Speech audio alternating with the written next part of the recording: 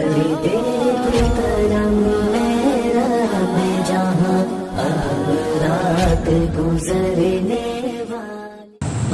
لله نحمده ونستعينه ونستغفره ونؤمن به ونتوكل عليه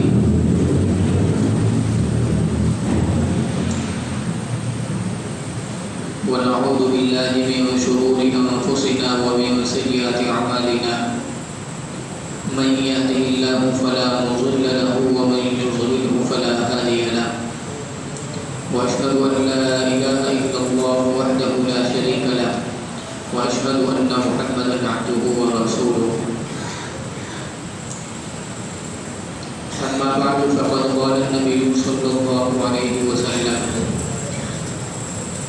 إذا مات الإنسان انقطع عنه عمله إلا من ثلاثة من صدقة جارية أو علم ينتفع به أو ولد صالح يدعو له.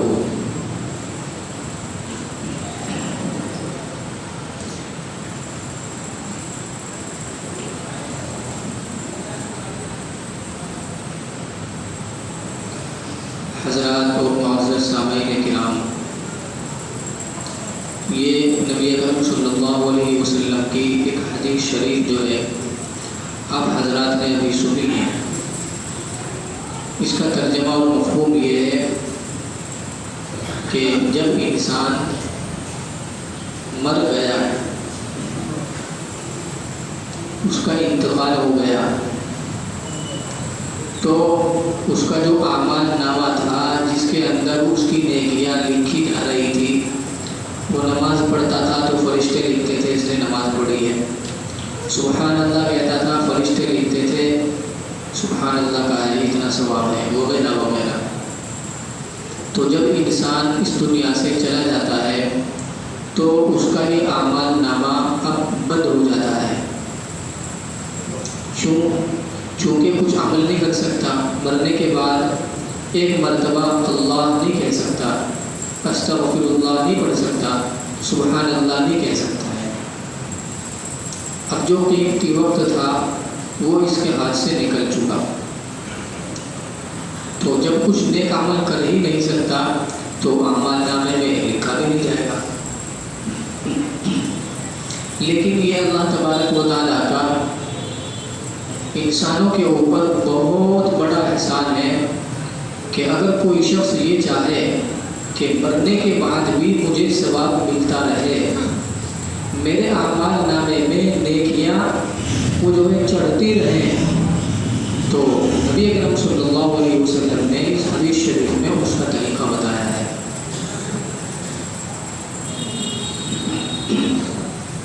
آپ فرماتے ہیں کہ اس کے سارے کے سارے اعمال کا سلسلہ لکھنے کا منقطع ہو جاتا ہے سوائے 3 چیزوں کے کہ مرنے کے بعد بھی جاری رہتی ہیں. آپ فرماتے ہیں من صدقۃ جاریۃ، سب سے پہلے نمبر پہ ہے صدقہ جاریہ. اپنی زندگی میں کوئی ایسا کام کیا ہو کہ مرنے کے بعد بھی اس کا ثواب ملتا رہے، تو اسی کو جو ہے صدقہ جاریہ کہتے ہیں. تو صدقہ جاریہ کے طور پہ کوئی کام کر گیا تھا تو مرنے کے بعد بھی اس کا ثواب ملتا رہے گا. ابھی اس کو اچھی طرح سمجھاؤں گا بعد میں. دوسری چیز ہے او علم ينتفع به، یا اس نے اپنی زندگی میں کسی شخص کو یا چند آدمیوں کو پڑھایا، اور اب جو ہے یہ سلسلہ شروع ہو گیا، ان کو پڑھایا، انہوں نے دوسروں کو پڑھایا، انہوں نے ان کو پڑھایا، انہوں نے ان کو پڑھایا. تو اب یہ جو پہلا پڑھانے والا شخص تھا استاد کا، اس کا انتقال ہو گیا، تو مرنے کے بعد بھی اس کے شاگردوں کے پڑھنے پڑھانے کا ثواب اس کو بھی ملتا رہے گا. تیسری چیز نبی صلی اللہ علیہ وسلم نے فرمائی او ولد صالح یدعو له، ایک شخص کی اولاد ہے اور نیک اولاد ہے، اس کی اچھی تربیت کی، اس کو تعلیم دی ہے، اس کو نیکوکار بنایا، تو یہ اولاد جو ہے اپنے ابا کے لیے، اپنی امی کے لیے مرنے کے بعد جو ہے دعا کرتی ہے کہ اللہ میرے والدین کی مغفرت فرما، اللہ ان کے گناہوں کو معاف فرما، اللہ ان کے درجات کو بلند فرما، اللہ ان کے حال پر رحم فرما۔ تو آپ صلی اللہ علیہ وسلم فرماتے ہیں کہ یہ جو نیک اولاد ہے یہ اپنے والدین کے لیے یا مرنے والوں کے لیے دعا کر رہی ہے، یہ بھی جو ہے اس کا ثواب مرنے کے بعد تک ملتا رہتا ہے۔ تو یہ تین چیزیں ہیں۔ اب جو صدقہ جاریہ ہوتا ہے اس کا اصولی طور پر آپ یہ سمجھیں کہ زندگی میں بھی یہ چیز نفع دیتی ہے اور مرنے کے بعد بھی یہ چیز نفع دیتی ہے۔ زندگی میں نفع دیتی ہے، اس سے متعلق حضرت شیخ زکریا علیہ الرحمہ نے ایک واقعہ لکھا اپنی کتاب میں۔ آپ لکھتے ہیں کہ حضرت عبداللہ ابن مبارک علیہ الرحمہ یہ علمی اور روحانی اعتبار سے بہت اونچے آدمی ہیں، بہت بڑے تابعی ہیں۔ تو حضرت لکھتے ہیں کہ ان کے پاس ایک شخص آیا اور آ کر کے اس نے کہا کہ حضرت میرے پاؤں میں 7 سال ہو گئے، میرے گھٹنے میں ایک زخم ہے، تقریباً 7 برس یا 4 برس ہو گئے، میں نے ہر طرح کا علاج کر لیا لیکن مجھے کوئی فائدہ نہیں ہو رہا۔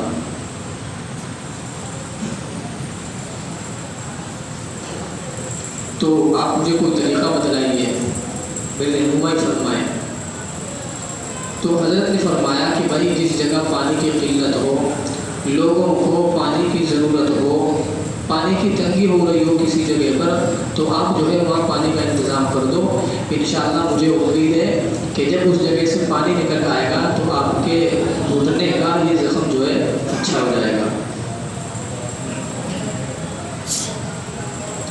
تو انہوں نے جو ہے ایسا ہی کیا، تو الحمدللہ وہ شخص جو ہے بالکل اچھے ہو گئے۔ تو یہ ایک واقعہ ہے اس بات پر کہ صدقہ جاریہ سے انسان کو اپنی زندگی میں بھی نفع ہوتا ہے اور جسمانی نفع بھی ہوتا ہے۔ اور بھی واقعے لکھے ہیں حضرت نے۔ اب صدقہ جاریہ سے مرنے کے بعد بھی نفع ہوتا ہے، ابھی آپ نے تھوڑی سی بات سنی لی، لیکن اس پر میں آپ کو ایک دو واقعہ اور سناؤں، کیونکہ ہمارا آج کا جو موضوع ہے اور مقصد ہے وہ یہی ہے۔ یہی حضرت شیخ زکریا علیہ الرحمہ فضائل اعمال والے یہ لکھتے ہیں اپنی کتاب میں واقعہ کہ ایک عالم نے جو ہے خواب دیکھا۔ خواب انہوں نے یہ دیکھا کہ گویا کہ میں قبرستان میں ہوں اور قبرستان میں جتنی قبریں تھیں وہ ساری کی ساری اچانک کھل گئی، اور جتنے مردے تھے وہ اپنی اپنی قبروں سے باہر نکل کر آ گئے اور جلدی جلدی کوئی چیز چگنے لگے، یہاں سے چگ لی، یہاں سے چگ لی، تھوڑی سی یہاں سے اٹھا لی، یہاں سے اٹھا لی۔ لیکن ایک شخص ہے وہ اپنی قبر سے باہر تو نکلے ہیں لیکن ایک جگہ بیٹھے ہیں، وہ کچھ بھی نہیں چھوڑ رہے ہیں۔ تو یہ خواب دیکھنے والے عالم کہتے ہیں کہ میں اس شخص کے پاس گیا جو ایسے ہی بیٹھا ہوا تھا، اور میں نے اسے جا کر کے معلوم کیا کہ بھائی یہ ماجرا کیا ہے، یہ لوگ جو ہے کیا چگ رہے ہیں۔ تو اس شخص نے بتایا کہ ان کے وہ رشتہ دار جو ابھی دنیا میں زندہ ہیں انہوں نے ان کے لیے دعا کی ہے یا صدقہ دیا ہے یا کچھ پڑھ کر کے کوئی سارے ثواب کیا ہے، تو وہ سب جو ہے اللہ تعالیٰ نے یہاں پہنچا دیا، یہ اسی کو اکٹھا کر رہے ہیں کہ بھائی آپ کیوں نہیں چگ رہے اس چیز کو۔ تو وہ نوجوان کہنے لگا کہ مجھے ضرورت نہیں ہے، میرے پاس ان سے بھی زیادہ آنے والا ہے، کہ ان سے بھی زیادہ آنے والا ہے، کہ ہاں کہ میرا ایک بیٹا ہے جو فلاں بازار میں اس کی مٹھائی کی دکان ہے، زلابیہ وہ بیچتا ہے، تو وہ روزانہ مجھے ایک قرآن شریف پڑھ کر جو ہے بخشتا ہے، یہ سارے ثواب کرتا ہے۔ اب خواب جو ہے پورا ہو گیا، صبح ہوئی، بھائی بیٹھ جاؤ، جگہ دیکھ کے بیٹھ جاؤ بھائی۔ تو خواب پورا ہو گیا، صبح ہوئی، ایک خواب دیکھنے والے آدمی کی جو ہے آنکھ کھلی اور یہ گئے اسی بازار میں دیکھنے کے لیے، دیکھو کیا حقیقت ہے۔ تو وہاں جا کر واقعی ان کو ایک نوجوان ملا جس کی مٹھائی کی دکان ہے، زلابیہ وہ بنا رہا ہے، بیچ رہا ہے، اور اس کے ہونٹ جو ہے ہل رہے ہیں، وہ کچھ پڑھ رہا ہے۔ تو آپ نے اس سے معلوم کیا کہ بھائی تم کیا پڑھ رہے ہو؟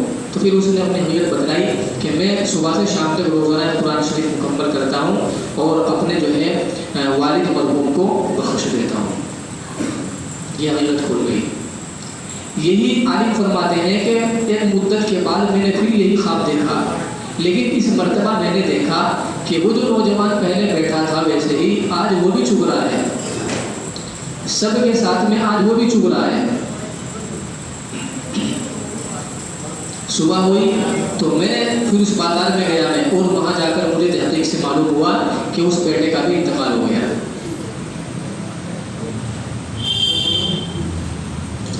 तो इस वाक़े से भी हमें ये बात समझ में आती है कि ईसाल सवाब और ये सदक़ा जारिया ये मरने के बाद आदमी को किस तरह से फ़ायदा देता है और कितना बड़ा इसका जो नफ़ा होता है।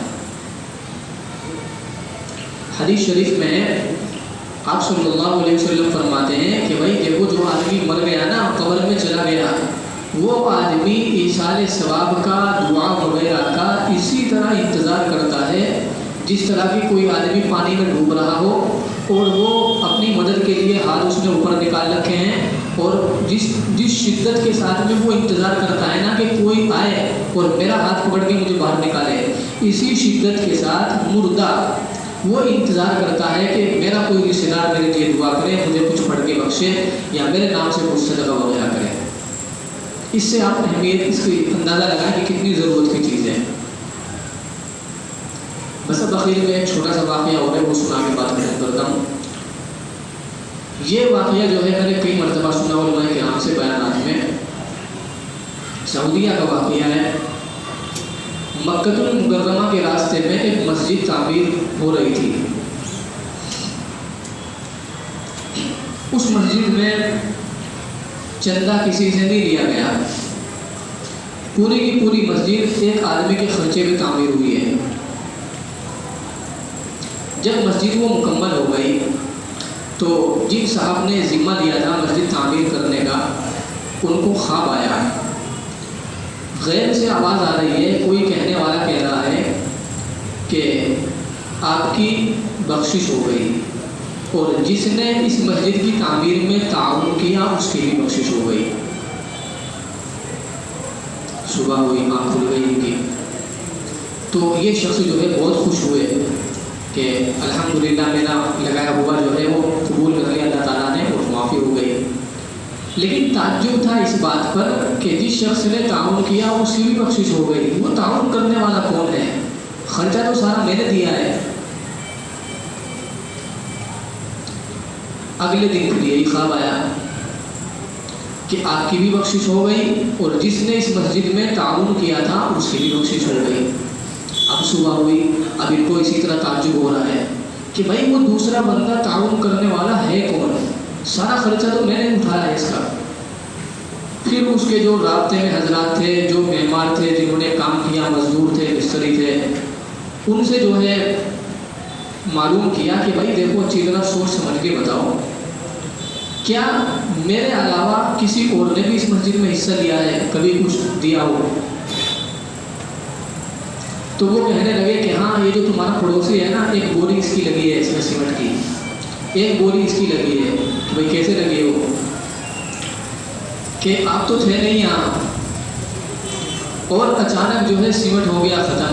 अब ये आप ही का पड़ोसी है, आप ही के बराबर में रहता है, इसके पास एक सीमेंट की बोरी रखी हुई थी पहले से ही, हमने इसको कहा, इसने ला करके हमें दे दी और लगा दिया सामान। तो अभी हकीकत खुल गई कि वो ये है वो माजरा। अब इस शख्स ने उस पड़ोसी को बुलाया और बुला कर के उस पड़ोसी से कहा कि भाई तुमने जो है यहाँ सीमेंट की बोरी दी थी? कि भाई हाँ दी थी। कि कितने की ली थी आपने वो? कि क्यों भाई क्या बात है, हमने तो तुम्हें नहीं कहा कि हमने भी इसमें चंदा दिया है। कि नहीं, मैं वैसे ही मालूम कर रहा हूँ कि तुम जो है 100 रियाल ले लो उस बोरी के बदले में, मैं तुम्हें 100 रियाल देता हूँ। कि नहीं भाई हमने दे दिया, अल्लाह की रज़ा के लिए, बात खत्म, हम आपसे क्यों लें? कि चलो तुम 500 रियाल ले लो इस बोरी के। कि भाई बात ख़त्म करो ना, हम नहीं लेते हैं बस, और क्या। कि अच्छा तुम 1000 रियाल ले लो, लेकिन तैयार नहीं है कि भाई वो बोरी तो जो है 20 रियाल की आती है, 50 रियाल की आती है, तुम 1000 रियाल क्यों दे रहे हो बोरी का मुझे? कि अच्छा तुम 1 लाख रियाल ले लो उस बोरी के मुझसे। تو وہ کہنے لگا کہ بھائی بس کرو، تم جو ہے مجھے 1 ملین ریال بھی دو گے نا، میں جب بھی نہیں لوں گا، کیونکہ جو خواب تم نے دیکھا ہے نا میں بھی دیکھ چکا ہوں۔ تو یہ اصل میں جو بات ہے یہ ہے۔ تو میرے بھائیوں، اللہ رب العزت جو ہے محتاج نہیں ہے، بڑی قدرت والے ہیں، تمام اسباب کو پیدا کرنے والے وہی ہیں، امیر بنانے والے بھی وہی ہیں، اور غریب غربت دینے والے بھی وہی ہیں۔ یہ اللہ تبارک و تعالی ہمیں عطا کرنا چاہتے ہیں، نوازنا چاہتے ہیں۔ ہماری سعادت کی بات ہے اور نیک بختی کی بات ہے کہ ہمارا کچھ پیسہ جو ہے اللہ کی راہ میں لگ جائے، اللہ کے گھر میں لگ جائے۔